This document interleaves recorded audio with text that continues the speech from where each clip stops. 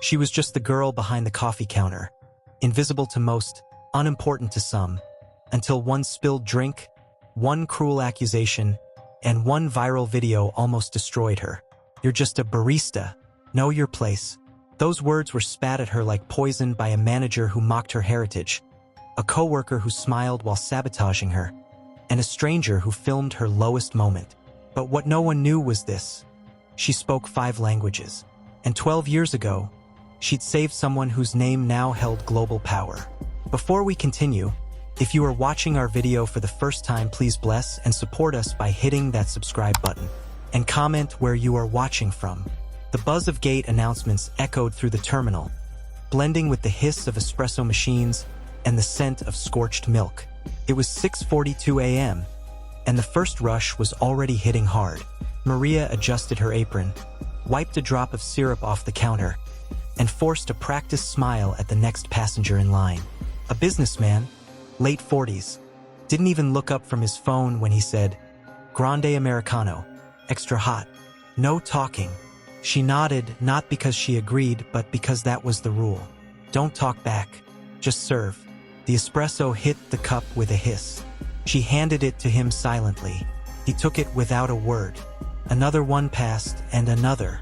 At gate 19, nobody looked at the barista, only at the clock. The departures boarded themselves. But Maria noticed everything. She saw the toddler drop her toy twice while her mother pretended not to care. She saw the security guard flirting with the young receptionist and ignoring the elderly Brazilian couple asking for directions.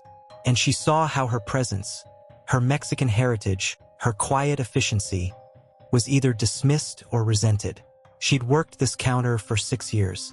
Same uniform, same terminal, same ignored potential. Nobody knew she had a degree in linguistics. Nobody asked how many languages she spoke. And even if they did, no one believed a coffee girl with a long, dark braid and a quiet demeanor could speak 5 languages fluently: English, Spanish, French, Portuguese, and Italian. But those names didn't matter here. Here, her name was next. The shrill voice broke her thoughts. Bridget, her manager, in her 50s, still wore perfume strong enough to sting the eyes. She strutted behind the counter like she owned every bean in the machine. "You missed. A drop on the register," Bridget snapped, pointing with a manicured finger at a single caramel smudge. Maria bent down to wipe it, silent. Bridget leaned closer. "And fix your posture. You're slouching again. You want people thinking we hire lazy help." Maria straightened, jaw locked. The words burned because they weren't about coffee or posture. They were about everything else. Class, power, and the silent rule. Know your place. Bridget lingered a second too long, just to make sure Maria felt small. Then she turned and left, clicking away in her red stilettos like a metronome of quiet cruelty. Maria exhaled, slow, controlled. From across the concourse, her coworker Tina waved at a security guard. Blonde, 24, fake smile, louder. She barely touched the register but always got compliments from Bridget. Always sent early for breaks, always flirting, always careless. Maria had covered for her more times than she could count. Still, Tina called her background noise when she thought she couldn't hear. People like Maria are born for this. Quiet jobs, nothing fancy, nothing visible. She heard. She always heard. It didn't matter. Maria had learned long ago, invisibility was safer than fighting back. Until today. At 7:13 a.m., the air changed. A woman in a bright yellow headscarf rushed to the counter, tears streaking her face. "Meu filho, bagagem. Alguém pegou?" she pleaded, broken Portuguese tumbling from panic. The receptionist froze. Security fumbled. Maria moved. She stepped from behind the counter, gently touched the woman's arm, then spoke, not in English, but in Portuguese.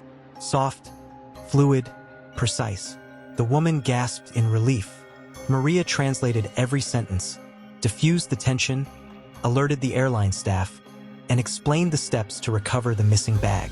The woman clutched Maria's hand when it was over. "Obrigada. Deus te abençoe." Maria just smiled. "De nada. Fique em paz." That last phrase, a whisper, meant nothing to most.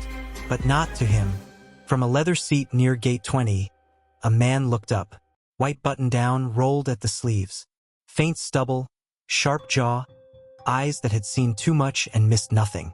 He'd been scrolling through news headlines on his phone, headphones in. But that voice had sliced through the noise. Mason Taylor, 31, award-winning documentary producer. He'd just returned from a shoot in Sao Paulo. His next project, The Invisible Workforce, unseen stories from the front lines. He stood slowly watching her. She didn't notice. She'd already gone back behind the counter, quiet, calm. But he remembered that voice, that phrasing, that tone. He'd heard it 12 years ago at a train station in Lisbon, from a 16-year-old girl who helped a frightened American teenager find his platform in a foreign world. She had said "Fique em paz" the same way, and he'd never forgotten. The terminal felt like a pressurized box of impatience. Voices overlapped, wheels rolled over tiles, children screamed. Announcements buzzed and blurred together. Maria wiped the counter again, though it was already clean. Her fingers moved out of habit, but her eyes scanned the crowd. The woman she helped earlier had already disappeared, escorted by a flight attendant who now avoided looking her way, as if crediting the barista for anything would disrupt some natural order. Maria didn't care. At least she told herself that. Behind her, Bridget muttered to another manager in French, not realizing Maria could hear every word. Maria didn't flinch. She simply tucked the rag away and returned to brewing. The machine hissed. Another order, another face pretending not to see hers. But then came the voice. "Com licença. Alguém fala português?" The air snapped. It wasn't a scream. It was worse. It was desperation. A man in a beige shirt clutched his phone in one hand, a boarding pass in the other. His forehead glistened with sweat. Next to him, a teenage girl tugged his sleeve, crying silently. He looked around wildly, trying to speak to the staff. No one responded. Repetid, Loader, português, por favor. Minha esposa. They separated us. A security guard turned his head and shrugged. The gate agent tapped her keyboard and waved him off without a word. Maria was already moving. She didn't ask for permission. She didn't explain. She stepped out from behind the bar and crossed the waiting area. "You falo português," she said softly. The man turned, stunned. "Graças a Deus." Maria's voice shifted, like silk, smooth, calm, precise. She switched languages mid-breath, her mouth forming phrases with native ease. She asked what happened, where his wife was last seen, what was her name.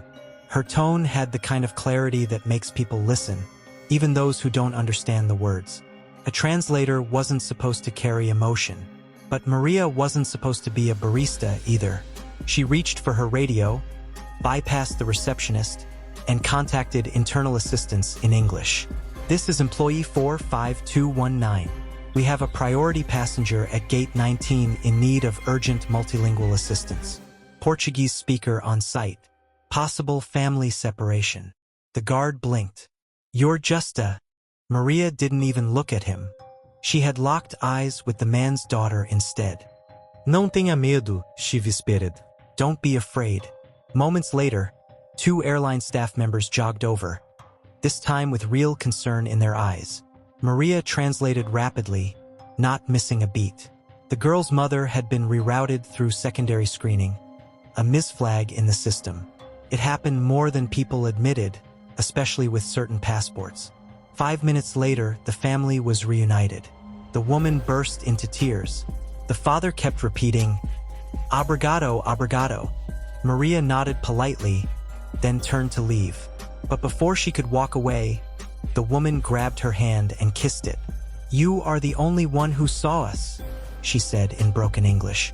Maria's smile faltered. She bowed slightly, responding gently, "Fique em paz," effortless Portuguese tucked behind the curve of a farewell. From the corner of the seating lounge, Mason Taylor stood frozen. His coffee was cold in his hand. He didn't know her name, but he knew that voice. 12 years ago, lost in Lisbon, afraid and alone. He'd heard that same phrase from a girl with steady eyes and calm hands. She had spoken Portuguese the same way, like it belonged to her.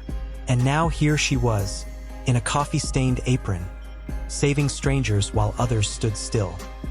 He watched her walk back behind the counter, unnoticed by almost everyone, except one person, Bridget. The manager's mouth twitched. Her eyes scanned the passengers who were still thanking Maria, and she didn't like it. The next customer in line stepped up, a tall businessman in an expensive coat. "I'll have whatever that hero girl's having," he said jokingly, trying to charm the room. Bridget swooped in before Maria could answer. "She's not a translator," she barked. "Just a barista. Please order properly." The man raised his eyebrows but complied. Still, he looked at Maria once more, differently this time, like he was seeing something more than a name tag. Maria said nothing, but something shifted inside her. Not defiance, not anger, conviction. That night, in the locker room, she sat staring at her phone screen. The university email glowed faintly in the dim light.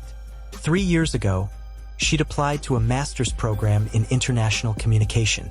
3 times rejected, because her resume didn't show field experience, because she didn't have relevant exposure, because they couldn't see past the job title. She scrolled again. The rejection still sat in her inbox, unread, still stinging. She looked at her reflection in the metal locker. Worn shoes, coffee-stained shirt, but steady eyes. She whispered to herself, 5 languages, 6 years, still here. What she didn't know, what she couldn't have predicted, was that Mason wasn't leaving the terminal. He had a call to make. The next morning, the air at gate 19 felt charged, not with excitement, but with something colder, heavier, like the pause before a storm breaks. Maria sensed it the moment she walked in. Bridget stood by the register, clipboard in hand, lips thin and tight. Her heels clicked across the tile like threats. Her eyes scanned the counter, the floor, and Maria's shoes. "You're late," she said flatly. Maria checked her watch. 6:58 a.m. "I'm scheduled at 7. "Exactly." Bridget turned away without waiting for a response. Behind the espresso machine, Tina leaned in with a syrup bottle and a smile that didn't quite reach her eyes. "She's in one of those moods," she whispered. "You might want to keep your head down today." Maria didn't respond. She grabbed her apron, tied it with mechanical precision, and slipped into her usual rhythm. Filling milk jugs, restocking lids, checking grinders. But she felt it. Eyes, whispered tones, the stiffness in her co-workers' shoulders. The silence that wasn't just morning fatigue. It was loaded. Something had shifted overnight. Maria didn't know yet that a video had been uploaded around 2 a.m. 38 seconds. Shaky phone camera. Title: Barista freaks out at Portuguese family. Gets schooled. The footage cut in halfway through her interaction with the family from yesterday. There was no context, no explanation, just her raising her voice, calmly, clearly, in Portuguese. Then a hard cut to her walking back behind the counter. Someone had layered dramatic music underneath, added subtitles, fake ones. The Portuguese was mistranslated, deliberately. The caption, "Is she radicalized?" Maria's name wasn't tagged, but the uniforms, the signage, the gate number, it was all visible. By 6:01 a.m., the clip had been shared on a dozen Twitter accounts and a travel blog with over 200,000 followers. By 7:10, Bridget had seen it. Maria didn't know that. Not yet. She was just trying to steam milk without shaking. It was Tina who started it. She walked past Maria, carrying a tray of espresso shots for Gate 20's lounge order. Her hip clipped the edge of a crate of flavored syrups. One bottle wobbled, then another.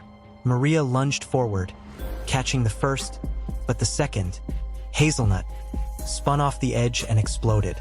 It splattered across the marble, across Tina's tray, across the $900 leather duffel bag of the man standing next to the counter. He gasped. Tina froze. Maria blinked. "I'm so sorry, sir." "She did it." Tina cut in, voice loud. "She pushed the tray." The man turned sharply. "Seriously?" "No, I didn't," Maria said quietly. "The crate was too close to the..." She's lying, Tina snapped. She's been acting weird all morning. You've seen the video, right? About her yelling in Portuguese. The customer pulled out his phone, started filming. "Excuse me," Maria said, trying to clean the mess. "Please, I need to." But he didn't stop recording. He zoomed in on her hands, on her skin, on the spill. "She's the girl from the video," someone behind him muttered. "The one who yelled at that poor family." Maria's throat clenched. She looked at Bridget for backup. But the manager just stood there, arms crossed. "Maria Ramirez," she said, tone sharp. "Back room. Now." The walk to the back felt like a walk through fire. I followed her, judged her. Not one asked for her side. Inside the storage room, fluorescent lights buzzed. Cold air prickled her skin. Bridget didn't sit. She didn't offer Maria a seat, either. "You've embarrassed this company." "I was helping." Bridget held up her hand. "We don't need martyrs. We need consistency. Quiet efficiency." "That video is fake," Maria said. "It's cut. It's misleading." "It doesn't matter." Bridget stepped closer. "Perception is everything." Maria swallowed. Her voice lowered. "You know I didn't do anything wrong." Bridget's voice dropped lower, cooler. "Let me make something clear. You are here because we allowed you to be here. That clip, it's not what ruined your image. You did." Maria stared at her. "Is this because I speak Portuguese?" No, Bridget smiled. "It's because you keep forgetting who you are." Maria's hands curled into fists. "Effective immediately," Bridget said, scribbling something on her clipboard. "You are reassigned to waste management rotation. You'll be cleaning the employee break room, back exits, and the northbound janitorial stations. For the next 3 weeks." Maria didn't blink. She didn't move. "Do you want to file a complaint?" Bridget asked, almost laughing. "Go ahead. But remember this. I have HR in my pocket. And you have a TikTok scandal and no real title." Maria nodded once, slowly. Then she turned and walked out. She didn't cry. Not until she was in the supply closet near gate 17, sitting on an overturned mop bucket, arms wrapped around herself. The phone in her pocket buzzed. Another email. Another rejection from another internal transfer request. 12. All ignored. All under review. All forgotten. She opened the old folder in her gallery. The one labeled proof. Photos of her degree from UCLA. Letters of recommendation. International certifications. A picture of her and her younger brother, Leo, the day Maria walked out of college to care for him after his accident. She looked at her reflection in the phone screen, and then she pressed record. Not for TikTok, not for rage, but for memory. "My name is Maria Ramirez," she said, voice shaking but clear. "I speak 5 languages. I've worked at this airport for 6 years. And today I was punished for helping someone in need." She paused. "I won't disappear. Not again." The conference room on level 3 wasn't grand, but it smelled like power. It was the kind of space where deals were made in whispers and reputations were destroyed in seconds. Floor-to-ceiling windows overlooked the tarmac, the hum of distant jet engines underscoring every word said inside. Maria had never stepped foot in this part of the airport. Now she stood at the center of it, not in her apron, not with a mop, but in a pressed navy blouse, slacks that didn't smell like bleach, and a lanyard that read, "Cultural Consultant. Documentary Access, Level 3. She held the folder Mason had given her tight, like armor. Across from her sat 6 people. Producers, coordinators, brand reps, most of them not looking at her for more than 2 seconds at a time. All except one, Celeste, legs crossed, hair smooth, blazer sharper than the tension in the room. She was the brand director of the series and Mason's ex. She tilted her head, smiling like a cat who smelled blood. "I must have missed the memo," Celeste said coolly, flipping through papers. "We're taking on interns now?" The room chuckled lightly. Maria didn't. She placed the folder on the table, opened it, quiet, intentional. "No," she said. "I'm here because Mason requested a cultural advisor with direct multilingual field experience." 6 years working in an international transit zone, 5 languages, 0 tolerance for PR disasters caused by bad translation. Celeste blinked. A beat passed. Then she smiled wider.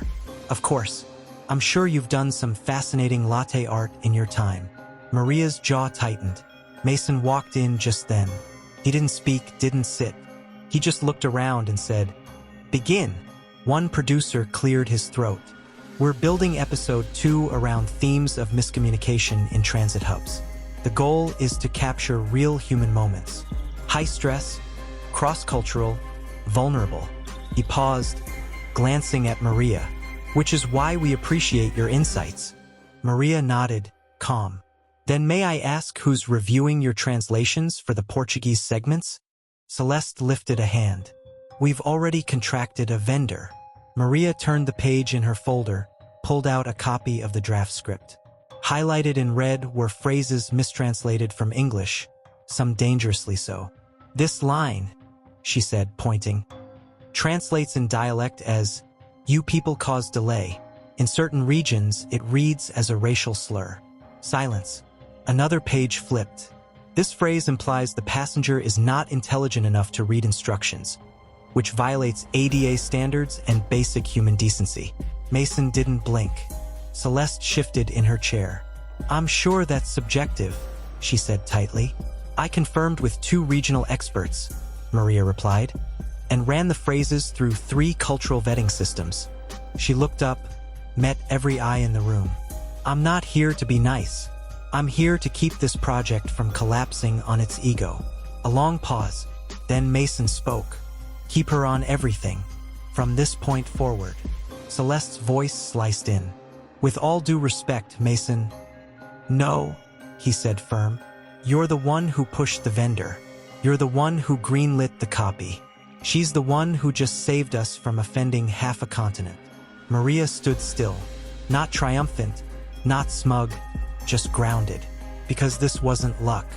It was what she was trained to do. What she had always done. Just never given credit for it.